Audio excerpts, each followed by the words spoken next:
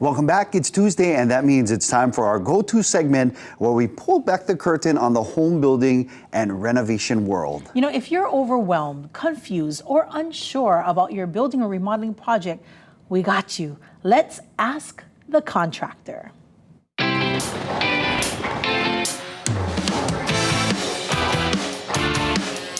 We're joined once again by Lucas Stenslin. He's the general contractor and owner of H1 Construction. How are you, bro? Good, good. Welcome back to the show. Appreciate it. This week, I wanted to talk about navigating permits and avoiding regrets in home building. So we did actually have a question from a viewer. Okay. This is coming from Jonathan in Aya, and he recently inherited a family home that has some unpermitted additions onto the original home. So that's his question. How do you handle permits if the property has existing unpermitted structures?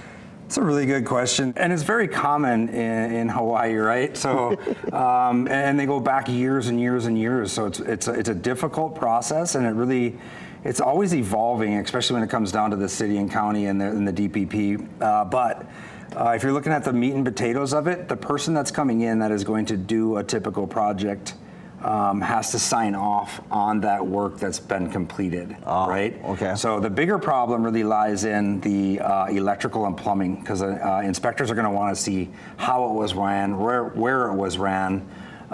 So somebody needs to account for those. Now, if they want you to open up the walls to check it out, they're going to make sure that you do that.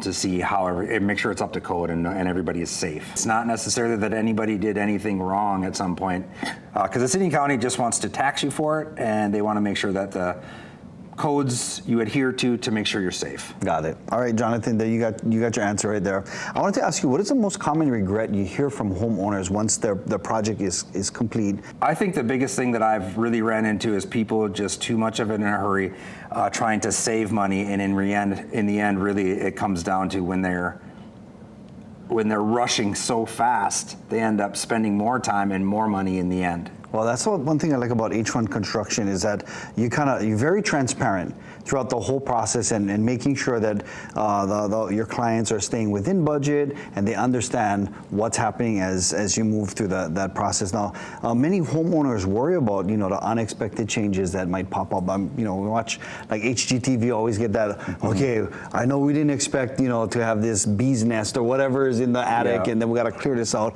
So how does H1 Construction make sure that clients have that clarity up front so there aren't any of those surprises down the line?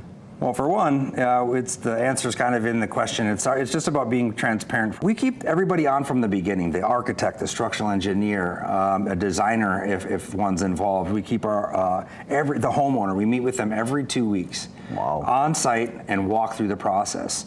One of the bigger things, like we were talking about, is the scope modifications, and those are normally homeowner driven, and they're homeowner driven because typical GCs aren't going to walk them through every 2 weeks and walk them and show them. So I can tell you, moving a wall that's just freshly framed from point A to point B with no electrical, no plumbing, no drywall, no insulation in it is 10 times easier to move it when it's just freshly framed, right?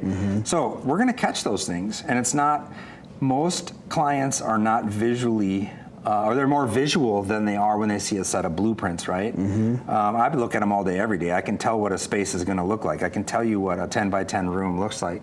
I don't expect the client to know that. So sometimes when they get to the site, it's like, oh, this closet ended up a lot smaller than I anticipated. We're catching it.